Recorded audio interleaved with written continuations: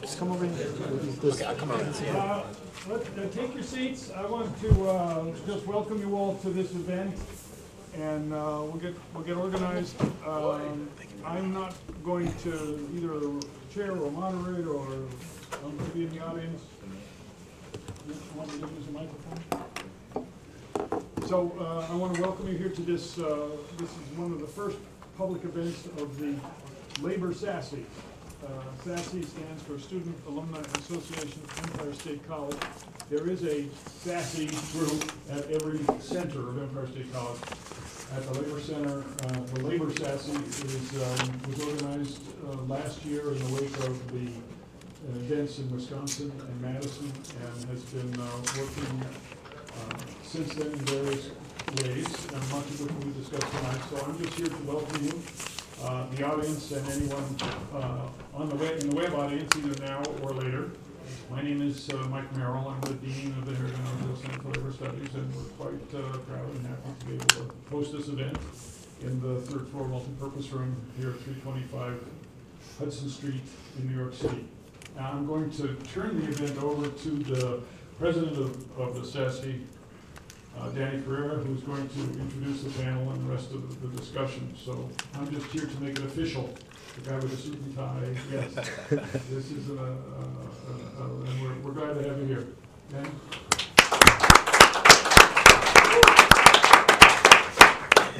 Thank you, Dean Merrill.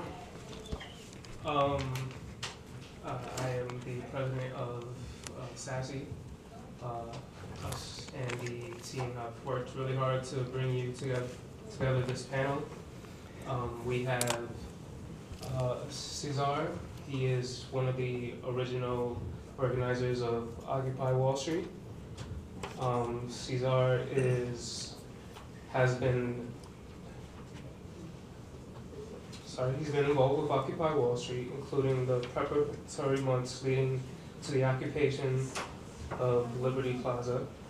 He has previously involved in New Yorkers Against Budget Cuts coalition that organized the Bloombergville protest against City Hall and the austerity budget cuts during June of 2011.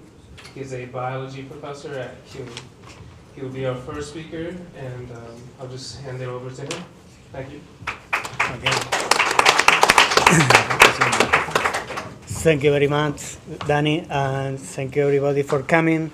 I'm very glad to be here. And well, so yes, as Danny was saying, I was involved in the early organizing of the Occupy movement, and in some protests before that. Basically, my involvement in the whole protest started kind of in relation to what. Okay, thank you. To what was going on in Spain. If you know, in Spain there has been also a budget crisis and so forth. So unemployment is very high. So it's something similar to what has been happening here, but at a much larger scale. So then over there was a series of mobilizations. And those of us living here in New York basically started to try to contact organizations, progressive organizations, and other organizations that will have some affinity with the mobilization going on in Spain.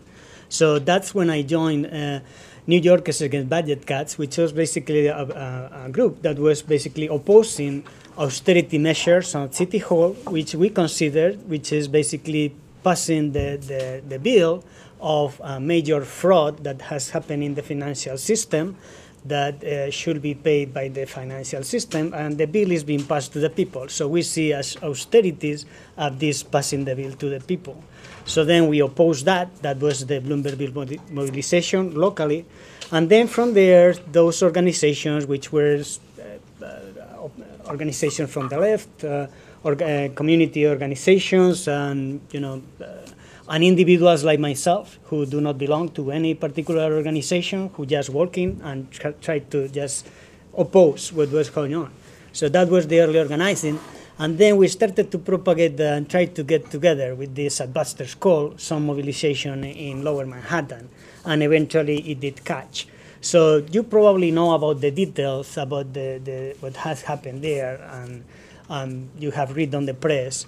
And I think perhaps I would like to maybe emphasize some aspects of the mobilization that are kind of peculiar, because the thing that really caught my attention when things were happening in Spain was that it was not just requesting like employment or higher salary or things like that. There was something genuinely different in this protest. There have been many protests before, but this one had some slogans, like, for example, "They do not represent us."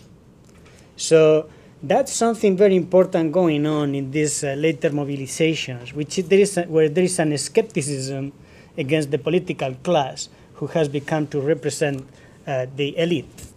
And now, actually, in the behavior of the movement, within the movement, part of the lack of demands is not that you don't want specifics. And within the movement, there may be people who may be willing to request things now. And yeah, we hope as much as happens as possible now. But the lack of demands is kind of a little bit of, well, we have to really start to create maybe the solution on our own. And part of the solution, we think, goes through the mobilization and through raising the consciousness of what's happening and basically trying to elaborate a response. So right now, that's maybe where the stage where we are at, trying to mobilize as many people as possible, trying to formulate alternatives, and trying to basically elaborate a response. And that's where we could say the movement is.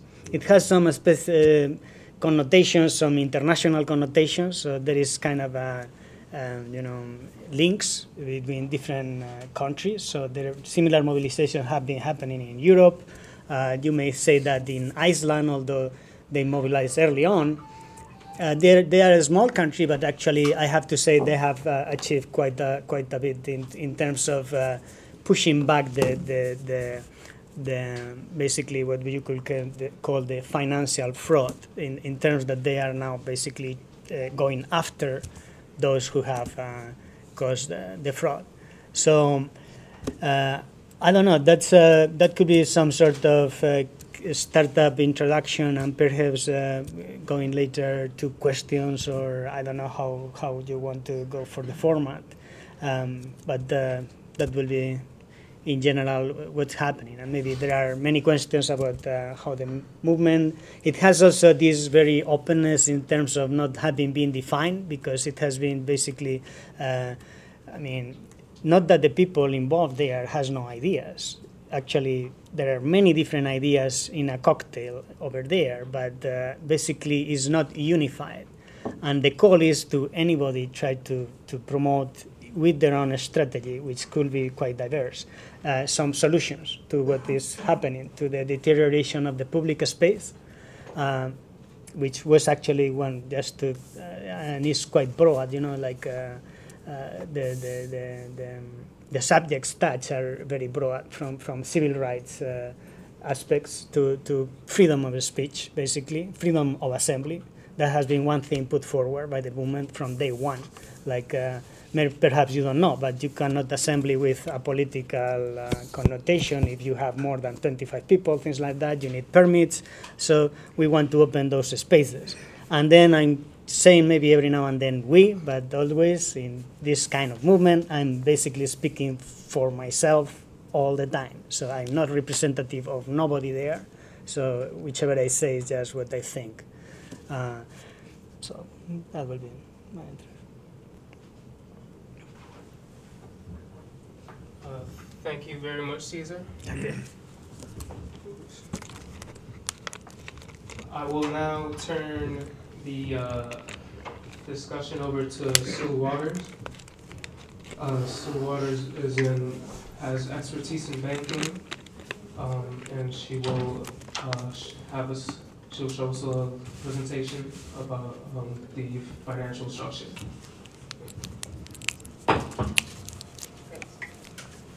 You should use this. It's not okay. Hi, everybody. Really glad to be here. I'm really glad to have the opportunity to talk with you, because I work in a bank, but the information that I'm going to tell you, I didn't learn in the bank. I can see it at work in the bank, but I didn't learn it because the information I'm going to tell you, you can't find in your newspapers, you can't find it in a lot of the internet, you can't find it in your economics classes, okay? In fact, it's very hidden, and it's been hidden for a long time by private bankers who run our banking system. I'm going to tell you a little bit of the history, but I want you to keep in mind that this information is very secret, okay?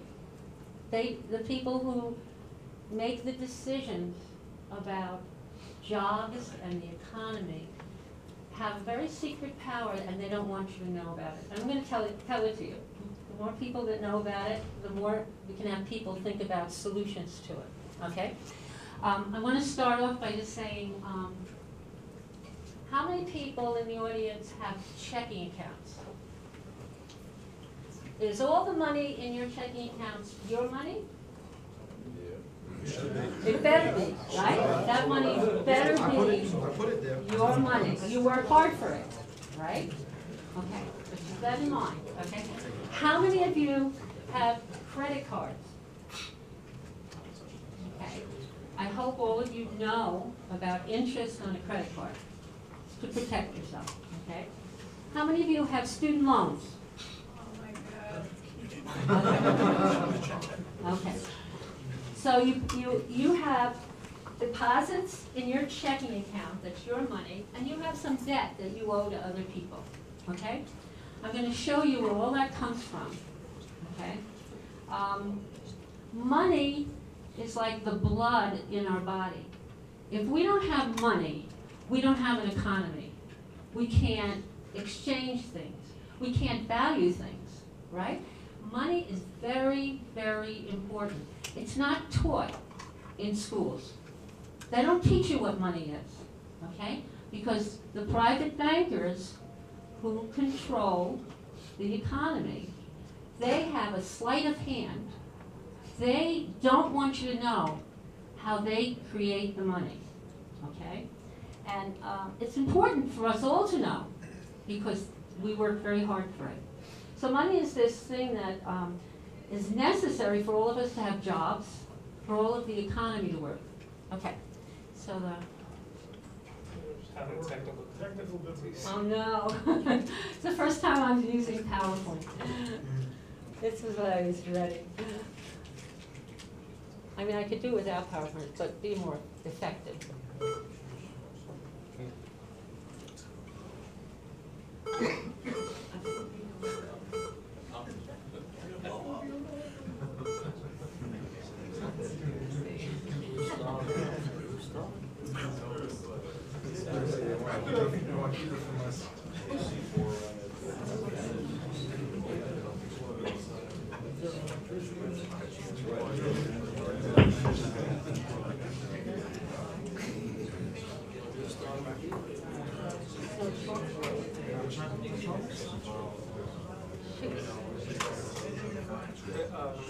Could you do it without the PowerPoint? Chalkboard. Is there some board?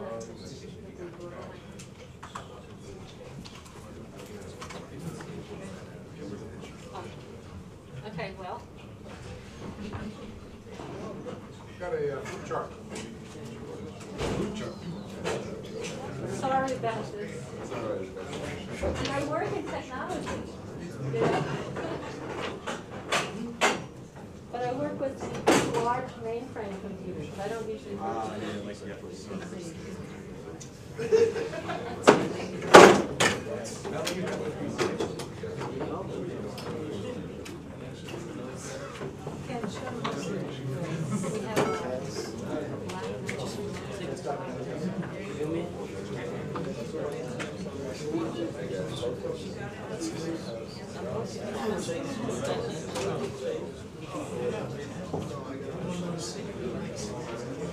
Well, anyway, let me start giving you a little of the history, and then I'll start writing. How many people here? Oh, sorry. How many people here have heard of the Federal Reserve? How many people haven't? Okay. Federal Reserve. Okay, the Federal Reserve is a legal entity created that in the 1913 law. In 1913, a law was passed. It created the Federal Reserve. The Federal Reserve, you'll hear about the board. It's a group of men in Washington. There's no money there. There's just some men. But there are 12 Federal Reserve banks in our country. Okay? They have the money. Okay? And they are all privately owned, which they don't want you to know. If you go on the Federal Reserve website, they won't tell you that. They're all privately owned. They are owned by the member banks, the member commercial banks, right?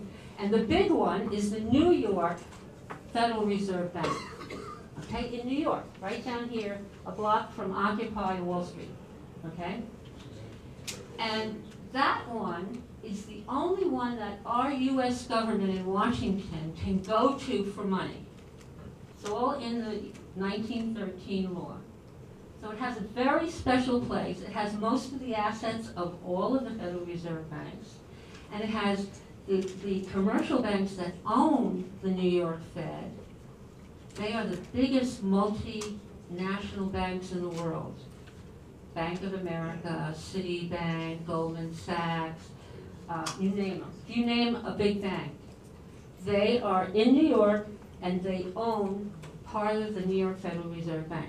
You cannot buy any shares. The federal government cannot buy any shares. All the shares are owned by Citibank, Bank of America, all those banks we love so much, right? Okay, so what happened in 1913? That law was secretly written in 1910. Public didn't know about it. It was written basically by three men. One was the banker for John D. Rockefeller. Got your slides. Oh, great. Okay, can you go to the first slide? Oh, wonderful. Ah. Okay, here we go. This is what I'm telling you. The second banker who secretly wrote it was the banker for J.P. Morgan. And the third banker who secretly wrote it came over from Europe, from Germany, called Paul Warburg. He knew the system I'm going to show you, okay? They secretly wrote it because if the American public in 1913 knew what they were writing in that bill would never have gotten passed. It's cunning. These men were very cunning, very cold-hearted, and you'll see why. But it's legal. But it was passed by Congress. We could pass another bill to change what they passed. Keep that in your mind. There are solutions to this. Okay. Our Congress has, in the Constitution, the right to create our money. Okay? The 1913 bill gave that right in that bill to the private banks of the New York Federal Reserve and their owners, the private commercial banks. Okay? In that law, very legal. So, next slide. Okay, so I'm going to show you where all our money comes from. And I'm saying all our money, 97% of all the money that we consider US dollars, okay? All the money in our country, okay? Where it comes from. This is the mechanism. It's the core mechanism. There's a lot written about it, but I'm going to show you the core.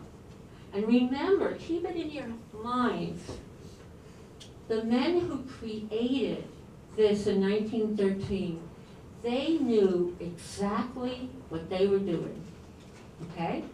They did it secretly. They called it the Federal Reserve, so people wouldn't know that it was privately owned, right? But it was very plotted. They knew exactly what they were doing. And you can see the results of it today in our society, okay? The first thing that ever happens, our government cannot create our money. By what's happening today is our money is created by either the Federal Reserve banks or the commercial banks that own them, okay? The first thing that has to happen to creating money, think of the world as there's no money in it. and we need some US dollars. The first thing that has to happen is there has to be someone to borrow, go to the bank and borrow it. In the case of our government, the US Treasury Department, our government, would go to the bank, the New York Federal Reserve Bank, that's the only one it can go to. It would give it treasury bills, right? And they would create the money. Okay? This is out of thin air if you want to say it, but it's new money, didn't exist before. So the first thing when any money is created by private banks is there has to be a loan document, whether it's a student loan or a credit card loan or a mortgage loan. There has to be a contract. Remember, when they built this system in 1913, they made it very legal, okay? So there's a contract, it's a legal document. That's the first thing. And remember, this is for all of our money. Okay, the next slide. Okay, so the bank has the loan document, and the bank agrees to give you a loan. They don't have to give you a loan. Now, think of it. The power to create money, the power to decide how much money we have in our economy is in the hands of private bankers like JP Morgan Chase, Citibank, Goldman Sachs. They're deciding how much money we have for our economy to grow, for our people to have jobs. It's in their hands. They're deciding, they're making this decision. They could say, sorry, I'm not going to give you a loan. And they do that today to a lot of small businesses. You know? When they create the money based on that loan document, they're creating the principal amount. That's the amount of the loan. So if I go and I borrow $100, the principal amount is $100. So that's what they create. And remember, it's in checking accounts, right? It's in credit card accounts. It's in different loan accounts. So this money is all basically digitized money. I mean, we all might run around with a few dollars in our pocket, but if I go and I buy groceries, I'm using my credit card, right? Or if I'm paying my rent, I'm using my checking account. I'm not sending them cash. It's 97%, it's all digitized money. It's all in the computer, in bookkeeping accounts, debits and credits, okay? It's another reason for you to check your accounts when you get from your bank, because they're keeping track in the computer, and you want to make sure they keep the debits and credits correct.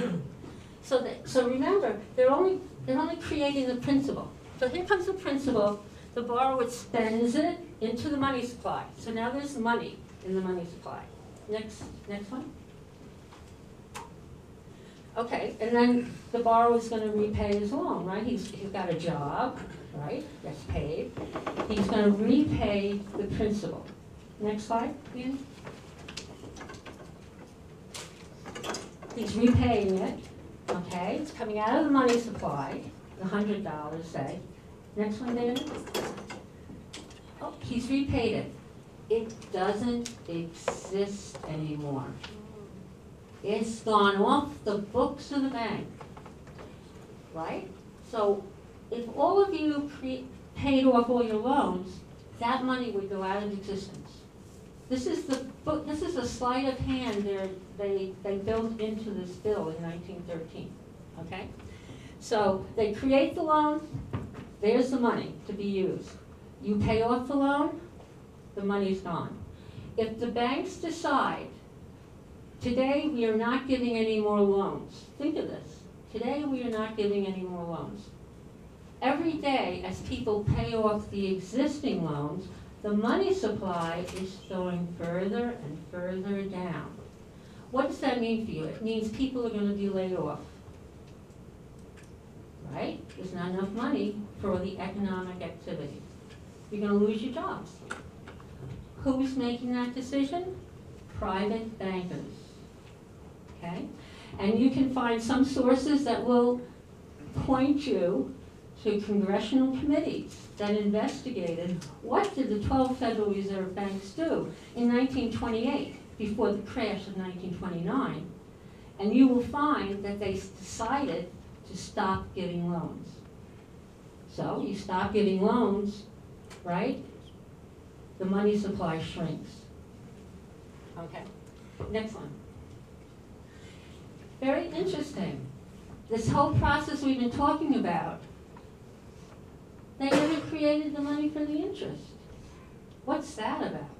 Remember, 1913, they thought very craftily about what they were building into this bill and how this system was going to work.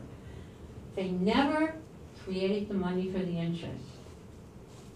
Does anyone have any idea what that means to how the system is going to work? If the bank never creates the money for the interest, but all the interest on all of your loans, when they go back to the bank, the interest, that doesn't disappear. That stays in their pockets. But they never create it. So where are the borrowers going to get that interest if it's not in the money supply? They don't. Has anyone ever had a credit card and said, I got to get another credit card because I got to get more money to pay my first credit card? Has anyone ever done that? Consolidated. Consolidated, right? So what this system does, this is forcing all of us to go out and get more loans, because this system says you'll never find the money in the money supply for the interest, so you better go out and get more loans. So you think that just think from the point of view of the government. Remember, the government has to go and borrow money just like you and I from a bank. Right? They got that power in 1913. So just think of it. In 1913, can you imagine how much the debt of the federal government is now? Today, the debt is around 14 trillion. You don't think the government has to go, same as you, and keep borrowing to pay that interest. Today, we don't even pay the debt down, we just pay the interest. And guess who owns the majority of the treasury bonds from our government that every year we have to pay interest to? The owners of the New York Federal Reserve, those commercial banks. Half of the taxes raised every year from the public are paid on an interest on our federal debt, and half of that goes to the owners of the New York Federal Reserve Bank, because they're holding those treasury bonds. And this is a system, okay? It's a very cunning system, it's a very cold-hearted system, and we can change it. I'm going to show you, just so you don't go home and, you know, split your throat. Okay. What you have to do is you have to do some reading, because there's a long history out there of this fight to keep the power to create our money from private bankers. This has been a fight for the last, before the revolution in our country, this was a fight. We wanted public money, and you'll hear the bankers say it all the time. Don't give the government the power to create money. Oh, they'll just inflation. Well, they plant those ideas, because if you go into the history of when our government issued the money, right, you'll find that there wasn't inflation. There was prosperity, but they don't want you to know that. So I'm giving you, and Danny I gave him a bibliography, if you're interested, of things to read. You can look through it. It's all of the history of when we, the people, had the power to create our own money, okay? And I gave you the bibliography, and I gave you, I'll tell you what I gave. Okay, this is some of the times in our history when our government used the power to create our own money. All of the colonial governments issued their own money called bills of credit. In fact, Benjamin Franklin said that the cause of the revolution was that England passed laws that said the colonial governments couldn't issue their own money anymore. They had to use the English gold and silver. And he felt very clearly that that was the cause of the revolution. Then you had the Continental Congress issued what were called Continentals, right from the Continental Congress. And you'll hear in the history books, you'll hear, it's, it's worthless. They're worthless, because they're not going to give you the history. The Continentals, Tom Paine said, the Continentals helped us get to the end of the Revolutionary War. They were the things that made it possible for us to get our freedom. But you won't hear that in the history books today. They're not going to tell you that part of it. Then you have President James Madison used it during the War of 1812, and President Abraham Lincoln issued greenbacks. And anybody here heard about greenbacks? Heard that term? My ancestor wrote the legislation. So Oh. sorry, everybody. That's great. That's, Bus Spalding Yeah. wrote it. oh, that's great. Was he a friend of Lincoln's? I don't know. It's something my family brags about because we have nothing else. Oh, I'd like to talk to you afterwards. That's great. Oh, yeah. Yeah, Lincoln used it. He went to the bankers after the Civil War.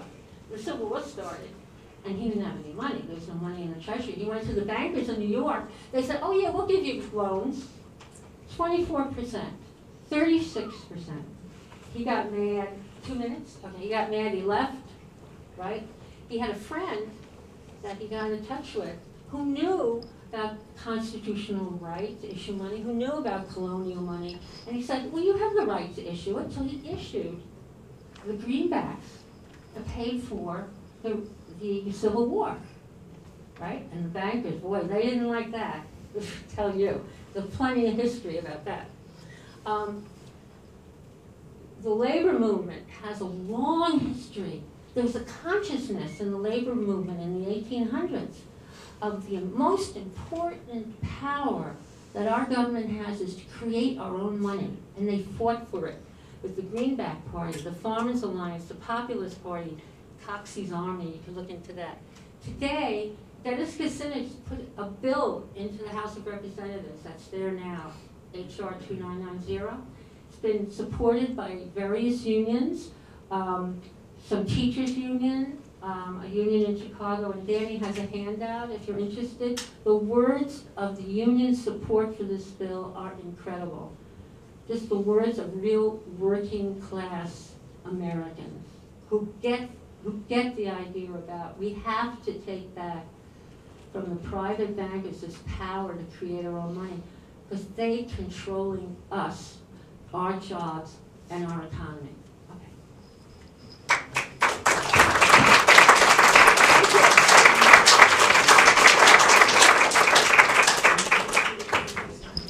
Thank you, sir. Our next speaker is a professor here at our school. His name is Joe Rainey. He teaches a variety of historical subjects such as Islam and the contemporary world, and also labor and economics. Thank you. I'm gonna try to move through my remarks pretty quickly, because the main purpose of gathering everybody here is to give you an opportunity to get into a discussion with some of the people who were involved with Occupy Wall Street. I know that many of my students have raised questions in many of my classes about Occupy. What is it about? Does it make any sense? What do these people stand for? Well, we've got two people who have been very involved in different aspects of Occupy, Cesar and Sue, who you've just heard speak. So I'm going to cut some of the remarks I was going to make because I want to give you a chance to ask them questions and get into a conversation with them. Danny invited me here to give a short talk about some material that provides a little bit of a historical backdrop for Occupy. So that's what I'm going to speak about for a few minutes here. I want to start in medieval Europe. When I say medieval, that means starting around 400 or so up until somewhere around the 1400s. So 400 to 1400 AD. Life in a medieval village was very different than it is for us today. At that time, the 99% were peasant farmers, not salaried workers. Instead of doing a day's work for a wage paid by a company, the peasant raised crops in order to scratch out an existence, barely year by year. Who were the 1% back then? Anybody know? Good, excellent, that's exactly right. The nobles, the aristocracy, or we could call them the landlords. In exchange for protection against bandits, barbarians, and other marauding lords, peasants contracted to give the 1%, the lords, noblemen, aristocracy, a share of their crop every growing season. But the landlord did not provide just security and cropland to the peasants. He also provided a wide swath of land near their village that was known as common land, or the commons. What do you think that land was for? Anyone know that? What did people do on this land that was called common land, that everybody had access to? Very different guesses. Speak up. Sleep? Yeah, that's a good guess. That's not quite correct. They had houses they could sleep in. Well, but they had land that they farmed, that they actually had some ownership rights to do, where they would grow their crops. But this land was used for something related to farming. What else do you need land for if you're a farmer, other than to just grow corn? Animals. Animals, that's exactly right. It was grazing land for the most part. The common land was set aside mostly for grazing. If you had a cow, maybe that cow's your lifeline. Not because you want to kill it and eat, make McDonald's hamburgers back then, but because that was creating milk and maybe cheese for your family that could sustain you for a year. So you needed grazing land to be able to eke out a living somehow. But there were some other purposes as well. There were often forests on these common lands that people would use for what? What is important for a peasant to have a forest? What do you need for them? Hunting? Well, yeah, but you're a peasant. I mean, if you kill a deer every once in a while, that's great. But there's a more primordial need that you need to satisfy with what a forest can offer you. What is that? Water's part of it. Wood. What do you need wood for? Fire. Fire. Fire. How are you going to stay? It's England. It's the winter. It's unpleasant. You need to stay warm if you want to survive to see another winter. No crops were planted on this common land. Note, and as I said already, this is important, the land was used in common by all the peasants of the relevant village. They all had a right to its resources, but it still belonged in the end to the landlord, to the noble. He owned it. No peasant from any other village had any right to use it whatsoever. As England began to move out of medieval times, all of these arrangements began to splinter apart. Talk began to spread around England of pushing to enclose farmland, especially the commons. Anyone know what that means? What does it mean, do you think, if people who are in the 1% are saying, let's enclose the commons? Put a fence around it, exactly. Put a fence around it. And someone is getting the next step right away, which was to convert it to private property. Enclosure was a way to privatize land ownership completely, replacing the system I just talked about that was based on communal duties and reciprocity.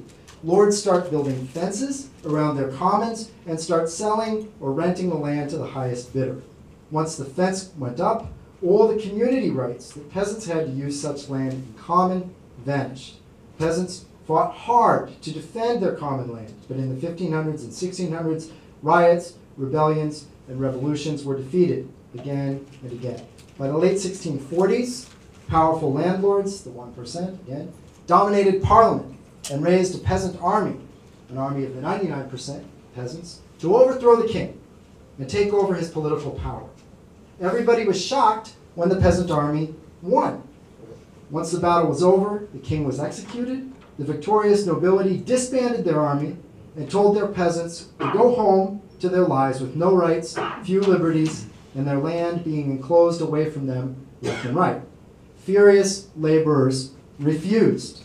The former peasant soldiers formed societies and movements to demand more equality and freedom. Groups like the Levelers, the Ranters, and the Quakers. One of the boldest such groups came to be known as the Diggers.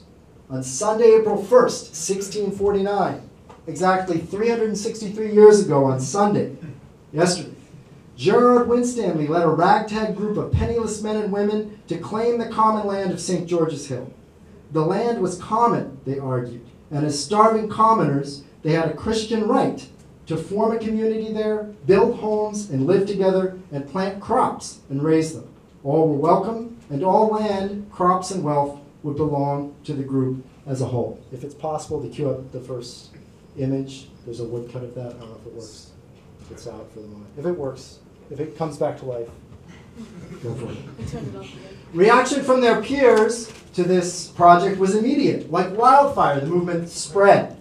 Out of the woodwork, all over England, other groups of desperate peasants emerged to occupy common land. They made arguments that sound shockingly similar to those we have heard since this fall. The other one. There's one that's I think you need to scan it down a little bit. The other way. Yep, down. We'll come to a nice woodcut here in a second. There you go. This is a woodcut with a quote from Mr. Winstanley. England is not a free people till the poor that have no land have a free allowance to dig. They're called the diggers. And labor the commons. Labor the commons. Remember, you can leave that up for now. Just remember that term that I'm talking about. The commons. Winstanley also claimed the poorest man has as true a title and just right to the land as the richest man, and the society, as currently structured in 1649, was greedy and unjust. The only true moral community, according to the diggers, were those that are resolved to work and eat together, making the earth a common treasury. The diggers sought nothing less than to overthrow the fundamental social structure of their day and demand a world that was fair, meaningful, and just to the laborer. But reaction from above, as you can imagine, is also immediate. No sooner had St. George's Hill been occupied, but cops, thugs, and ruffians began tearing down the encampment, harassing, arresting, and attempting to disperse the occupiers. The diggers fought back as hard and as long as they could, desperately trying to convince their countrymen that another way of living was possible. Ultimately, the forces of society's wealthiest prevailed. Encampments were dispersed, but enclosure now spread like wildfire. The peasants lost all common rights to the land as they moved out of the countryside and into bustling capitalist cities that became the engines of the industrial modern world that we know today. So what became of the commons? England is no longer farmland worked with care by local peasants. Today, St. George's Hill, which you see depicted there, is a luxury gated community, home to multi-millionaire soccer players and Z-list reality TV stars. That's not entirely true. The commons, as Winstanley knew them, are dead and gone. But the questions the diggers pose to their society remain alive and well. Why accept a society that is based on the principles of greed, exploitation, and domination? What is the most productive way to challenge those principles? How can we live safe and happy lives while we engage in that struggle? Who owns public space? How can a public park or common land, by law open to the public 24 hours a day, also belong to a private corporation, or in this case to a landlord? Like the diggers, Occupy Wall Street took over a prominent public space, lived communally, and asked an unequal and corrupt society if it could not do likewise. Asking the same questions and using the same techniques, Occupy followed the same trajectory that the diggers did.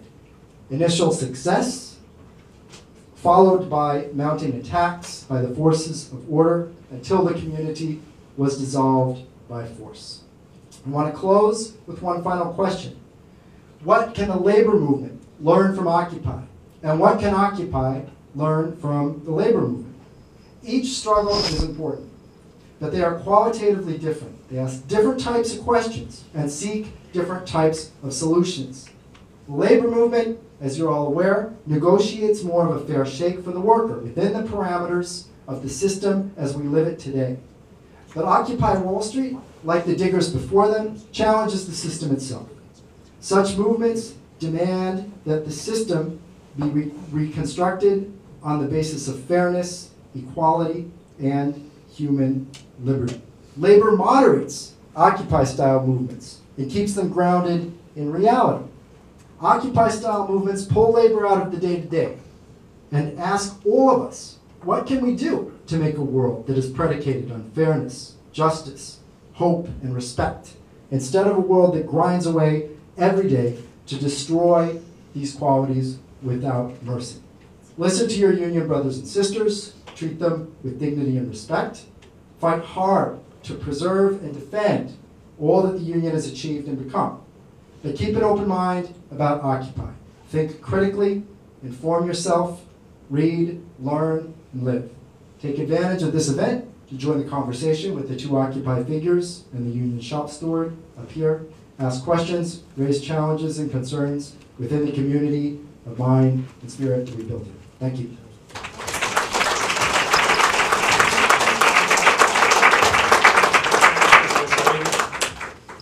Thank you for sharing with us. Our last speaker is Mr. Shaba Om.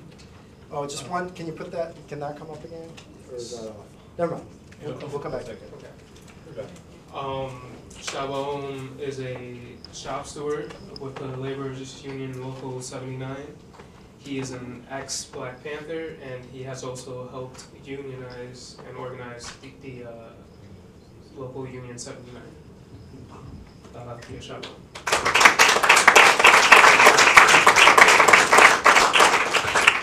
Good evening, my fellow constituents in the labor movement. It's indeed an honor to be standing up here this morning. I'm sorry, what is it? This afternoon.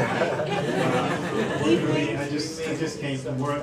A little bit about myself. My name is Shaba Om. I've been in the labor movement. I just realized that when I was counting out, sitting outside, kind of going over my notes, my oldest son is 35, some 40-odd years, and it's an honor. What I like to do is interweave all the different topics that we talked about thus far this afternoon. And I'm going to start off with the Panthers. I want to make an association between the labor movement, the Panthers. Let me be clear, not the stuff that these guys call the New Black. I'm going back in the 60s where Huey and Bobby organized the Black Panther Party. As a matter of fact, I was one of the New York 21, and it's really interesting now when I look at the Black Panther Party 10-point program and platform and listen to what Wall Street occupiers are saying. The difference between the two is that the party had a head, Huey, Bobby, and others. The Occupy Wall Street, this is my interpretation of the movement, is organic. He heads up whatever, he heads up, she heads up whatever, she heads up. So I'll come in as the police and go, do I want to get the red shirts or do I want to get the black shirts? Where in the party, you come and get the guy with the gray hoodie on, you know? And it was all about the betterment of mankind. If you really look at the history of it, of a party, that's really what it was about. If you look at the history as it unfolds with Occupy movement throughout the United States and the world, it's about the exact same thing. One of the things that I'm really honored as I look out into this room this evening is the labor movement. When I came into the movement some 40-odd years ago, it was nothing like this. Keeping it real as real can get. I came into what we call, what I like to entitle a community-based organization. Some people call them coalitions. Initially, it was a very good concept, and of course, when they started to sling around the money and all that other stuff, people got a little nutty. I came in, non-union, of course, because I was struggling trying to feel my way. Once I got my union book, I never looked back. I understood the power of an organized labor. I worked for guys who just didn't like the way I looked that day. You know, if you wanted to give me $8, you gave me $8. If I didn't put up enough brick or block for that day, I was fired. With a collective bargaining, which everybody in the room knows, I don't have to worry about that. If the boss is not pleased with my production, I'm terminated. When I go to the next job, I don't have to haggle about my wages. You know, so that was a great honor. It started in the South Bronx. It was called Black and Puerto Rican Coalition. Part of my responsibility was to talk to the contractors, the foremen, the supers, or the contractors themselves to get work. So those of you that's a part of this organization, really do the research on it and cherish the power of the labor movement. What's really pissing the Republicans off right now is the labor movement. This young lady has made a powerful thought that I never even thought about until she said it, that we actually have the power to change the banking system. When she said that, I kind of looked at her like, I got ideas,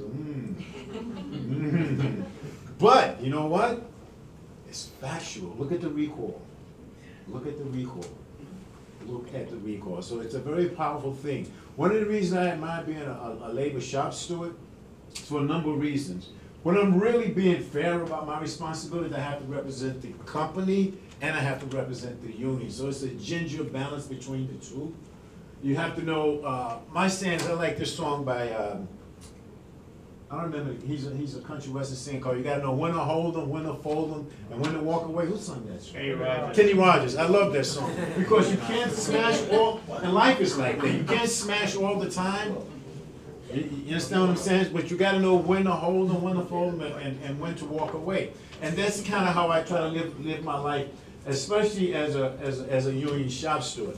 A little bit about myself, when 79 first came about, well, it started out with the old and with the new situation because there were about 8 or 9 different locals in the city. The feds came in and made offers. Okay, you go to jail, you step down, you do this, you do that. So as a result, 79 merged. And as they merged, I was brought in as a union organizer. And for me, there's nothing greater than organizing, bro. I am so freaking passionate about it. If it wasn't too many guys, I would cry, literally speaking. Because think about this. You're taking an individual working just as hard as you and giving them a completely new lifestyle based upon the deception of money. A completely new lifestyle. And I really learned my organizing skills from being in the Panthers. We used to organize rent strikes and all these other things. That's why when I look at Occupy Wall Street, I literally do get teary-eyed sometimes because I get all these things on my phone. Because it's such a multiple facet, organic movement. Who do they go after? Do they go after the people with the banks? Do they go after the people talking about political prisoners? Do they go after the homeless guy on the corner? Who should I really attack? What? And think about this. It started out with everyday people saying enough is enough. Now you have President Barack and the world talking about what? Occupy Wall Street. Did anybody get that? It started out organizing, is what I want to hammer home here really quick. I'm going to wrap this up. Organizing. They organized a organic movement that they thought they was going to beat, destroy, and annihilate, which I am so happy as an ex-Panther to see the more they came down, the stronger the movement got. That's when I go, yes, this is a natural process. It's a natural process. It's like every time I stomp on it, instead of it dissolving, it expands. It was a movie, it's a gross movie, it was called Goblins. Anybody remember that movie? Gremlins. The Gremlins. Remember the Gremlins? And the whole thing was, when you threw water on them, they multiplied. I was like, for a long time, I was scared to go to the bathroom. Like, I'm not going. And the movement has that effect. The brutality actually multiplies. And it's not like the lumpen proletariat that we used to call them, or the peasants that the gentleman that described. It's intelligentsia. I went to a book signing about 3 weeks ago on the new Jim Crow. And as I was going up and the lady signed my book, honestly, she's a professor, you know, degrees up the hair. And I whispered, I'm happy to see that the intelligentsia is back on the front line. So when I see these guys, I get delighted because it was just a little guy who had a little education, and maybe another little guy who had more education, and maybe a erratic professor out of Columbia or something who joined in every once in a while to add to the movement back in those days. But now it's the intelligentsia with the guys and girls with the dirty boots that's making this whole thing happen. If we get nothing else out of this gathering this evening, ladies and gentlemen, organize, organize, organize, bro. Just practice organizing a chess, get 5 guys to organize a chess game. Because once you get that skill, it's infectious. You know what it's like to walk on a job site? My style was like, I'm fairly comical, and if I can get them laughing, I can get their ear, because it's been proven medically, laughter releases a certain hormone that relaxes you. So now they want to hear what I have to say, opposed to calling them rats and scabs and this and that and the other. So once I get the ear system, don't you have kids? Don't you want to have kids? Wouldn't it be nice to have a union book? And when I show the check, they go, oh man, you know. I want to end this conversation, and thank you very much for hearing me out, by saying history consistently repeat themselves. There are still landlords and barons. If you rent, you have a what? Thank you. Very little has changed. What has changed is the mass consciousness of people and technology. The quickness of organizing today is something simple as a tweet he sends out and says, tomorrow everybody's wearing blue hoodies. They got 1,000 people running around with blue hoodies. Organize, organize, organize. The only way you can organize is participate. No matter what level. Everyone has something to offer. Everyone has something to offer. And with that, I just want to say thank you all for allowing me to stand here. And much respect. Organize, organize, organize. Have a great day.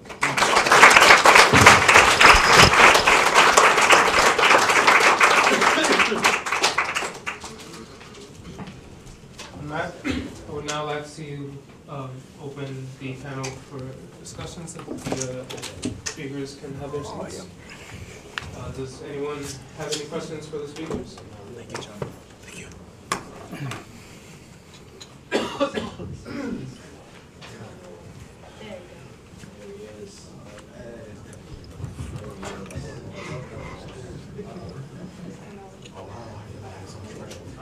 Anyway, gentlemen, thank you for showing up, gentlemen and ladies, thank you.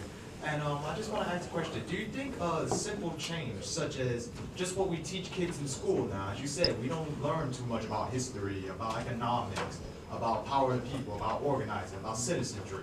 Do you think that just a little change like that in the public education system, not just what you learn in college, but what you learn in elementary school, middle school, high school, do you think that if we could just start just make an economics class, for example, just for kids to understand money and debt, would that have a positive effect on America and, you know, the world in the future? So in other words, do you think education is the key, not just on the college adult level, but on a, you know, on a developmental level as well? You want to give me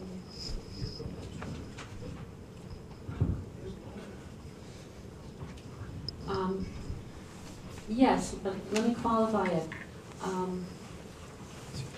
With this topic of money and the control of money, it's really, really important to know the history. And in any topic, this is the one. If you don't know the history, you will repeat the mistakes of history. Because these bankers are really cunning. They do everything under the table, sleight of hand, all the legislation they do, the public doesn't know about it. They take, remember, they control who gets the money, so the lobbyists get the money. And the lobbyists go and buy the politicians, and then they put the laws in that the bankers want. So it's really critical to know the history. You're not going to get it in the public schools, unfortunately, because they don't want it in the public schools. I would really take my bibliography, you'll build your own. These were books that opened up my eyes. I mean, the reason I study this and talk to people is I look around my world and I say, yeah, all these problems, what is it? You know, and you try to figure out why your world is the way it is. And when I found this is to me the core, and that's why I think it's so critical. But you have to learn the history. You have to, so you don't repeat it. So, you know.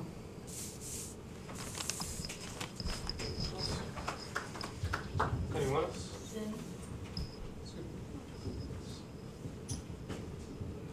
Yeah, I want to thank you for all your sharing today. Very informative. When you're saying that none of this really could exist without the help of our politicians. In other words, they make it law. Okay? They make it legal. It can't exist without them. So to me, that's a big piece of what we need to focus on. So these folks have to go. many of these people have to go because they're being paid. Okay. You know, we're paying their salaries and they're selling us down without us knowing. Because as long as they keep us busy and so distracted with so many other things, you know, I mean, for me to come here, I just came in from Long Island just to come and listen to this. And it takes a lot of effort for me to do this and to educate people about these things that are really important to everyone's life. Like I said, it's fast, busy, and so stressed that we don't really realize what's going on. As you said, pay attention to the history, that's really critical, but also pay attention to what's going on and what our representatives are doing in Washington, D.C. Okay, they make it all legal. See another question in the back? You can step forward. This is a question for Mr. Shaba Om? Yes, How do I ma'am. pronounce Shaba your Om. name? Shaba Om. Shaba Om. Yes, Well, ma'am. we had a nice discussion in our labor studies class tonight about how can you like to organize, right? You think that's the key to success and it brings you joy. Besides laughter, how do we stay organized? How do we keep people interested? How do we stop the inertia where there's people who will come from Long Island? How do we get the people who won't come from Long Island to stay interested and to keep our movement viable? Because you were part of a successful movement that is no longer in existence in its same form. How do you keep people interested? How do you maintain the momentum of a movement? Very good question. It's a few things. One of the things I like to just, thank you. One of the ways I like to describe it is making it theirs. I'm coming in saying, well, I'm Shaba and I'm going to organize you and I'm going to give you such, and you're like, yeah, okay. You know, I am superimposing unconsciously with a good heart my will upon you. It's yours. Hi, Hawaiian. You know, this is what I like to share with us. That's why years ago, the organized technique where you scabs, how can I organize you if I'm belittling you? You know, and there used to be a lot of, and if you really want someone to be interested in you, the technique I use is male-female relationship, which is very common.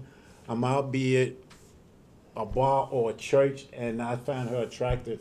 And I'm not going to belittle her. I'm going, oh, that is such a nice whatever it is. So once you go, and she's receptive, then I can offer whatever I have to offer. Right or wrong?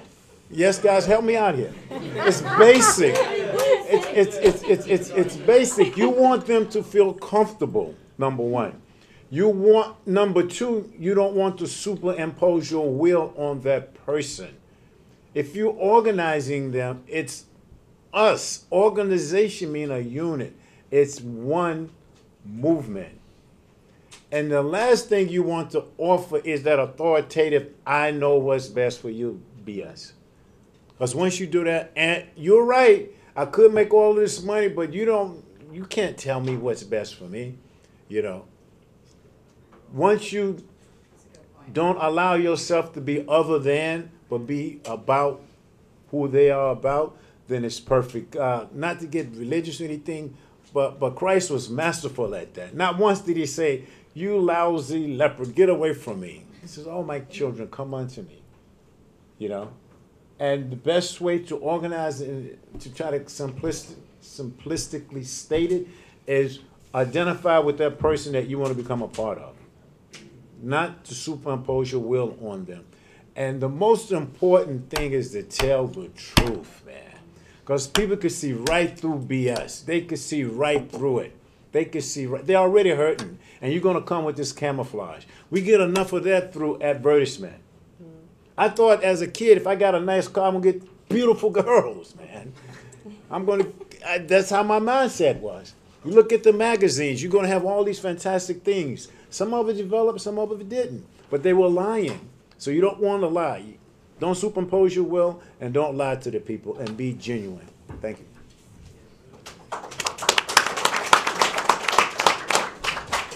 Any more questions? Good evening. My name is Juan Morales. I just want to thank the panel for up tonight. I appreciate everything you guys taking your time aside to help us out. I have a question in regards to the monetary system in which you was explaining to us.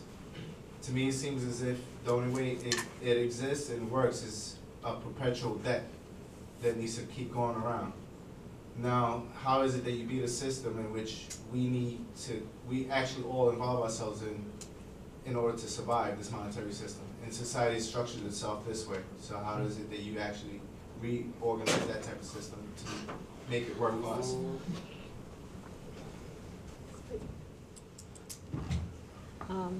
Yeah, we all are slaves to this system, is what we are, because all of the money comes from debt. So we all have to keep getting debt, more into debt. What you said about the politicians and getting rid of the politicians, you could get rid of the politicians, but there's still the power that these private bankers have to create the money. You know, they can create a loan and give it to the lobbyists.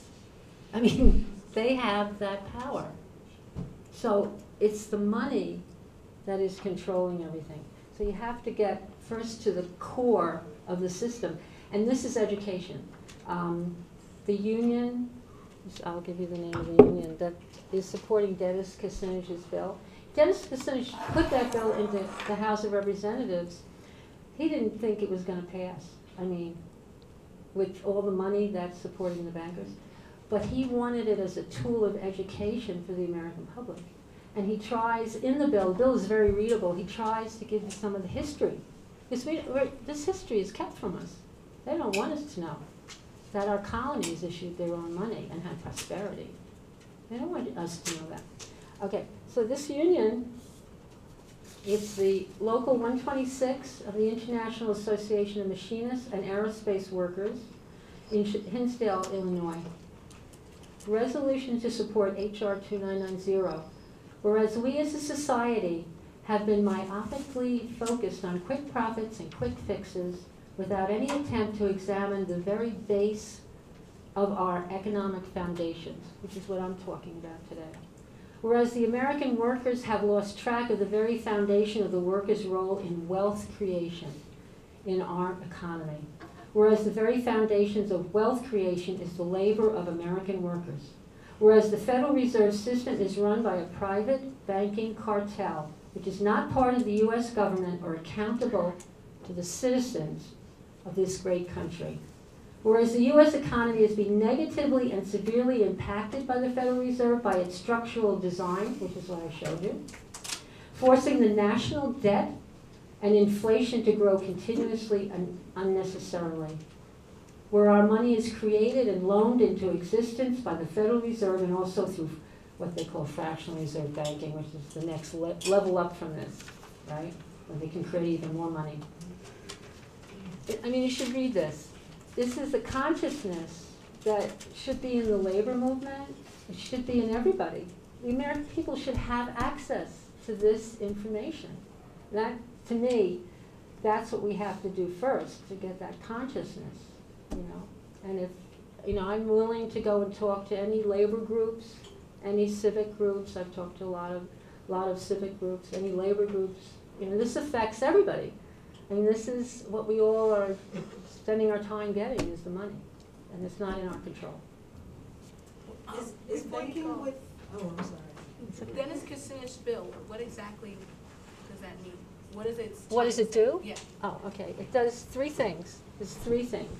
The first thing it does is it buys all the shares in the Federal Reserve banks. It pays off Citibank and JP Morgan, pays them off. Okay, you don't own the Federal Reserve banks. So it's going to be actually owned by the people in the U.S. Treasury Department. Okay? They're the people who are running it, not these people who won't tell us anything about what they're doing, right? They go to Congress and they say, no, we're not going to tell you. Okay? So we own it. That's number one. Number two, it's going to get rid of this thing called fractional reserve banking. I didn't use that term, but it's where if I walk into a bank and put a deposit in, then that bank has, this will blow your mind. I have $100, he's the banker. I give him my $100 I have a checking account. It's my $100. I put it in there because I want to, you know, have my money in a safe place. He has the right, according to the Federal Reserve law, he can take $90 of that, and he can make a loan to this fellow. So he puts $90 in this fellow's checking account as a loan. Okay, how much money is in the world? You better have my 100. He's got 90, there's $190. That goes on and on. He takes it, he spends it, he puts it into another bank. They make a loan for $80. It's legal. So they exponentially increase the amount of loans, the amount of interest they're getting. Remember, every dollar in our money supply, a private bank is getting interest on. Every dollar in our money supply is $17 trillion now. They're getting interest on every single dollar of that. That's a lot. You can understand why they've murdered and done everything for this power, you know? That's the second thing. He'd get rid of that. You know, the American people think that you put your money in the bank, and the banker, he says, okay, I'll make a loan of your money. So I'm going to loan your money out, and you'll get some of the interest, and I'll keep some of the interest. That's a myth. That's a total myth. They love you to believe that. Most Americans believe that. What I showed you is what's in the Federal Reserve law and what happens, you know. So that's going away. The bankers are not going to be able to do this creation of money anymore. They can only take money in from their depositors, you know, and you sign an agreement with your depositor. I'm giving the money for 6 months in a CD or something, and they can loan it out for 6 months to somebody who they think will pay it back. So there's no creation of money. So that's what would happen in the banks. The banks could not create any more money. They could loan existing money. That's number 2. And number 3, he would have the Treasury Department. There's a, you know, an authority in the Treasury Department that would be monitoring the money supply. He would have, the first thing that would happen is to create money directly. Remember, this doesn't have any interest associated with it. When it's created, it stays out there, doesn't disappear, right? It's not a loan, no interest. It stays out there. The government would create the money with absolute necessity of fixing the physical infrastructure of our country, the educational infrastructure, and the health infrastructure of our country, and in that way create jobs. He presented this to Congress as a jobs bill. This is what is desperately needed. And it's going to be done without creating debt and interest to private bankers. That's what's in the bill. Okay, we have run out of time, so I'd like to wrap this up. I'd like to thank everyone for coming and attending this. The whole purpose of this discussion panel is to inform you guys and educate you guys. As a fellow student, a fellow member of our organization, I believe that we have the potential to do something. You know, I believe in us, and the only way for us to realize this is through education, like our panel members have said. So that is the reason why we organized this group, the Student Alumni Association, and we just really want you guys to see the potential that you have. So again, thank you for coming out here, and if you have any more questions, we'll still be here in the room for a while. Thank you.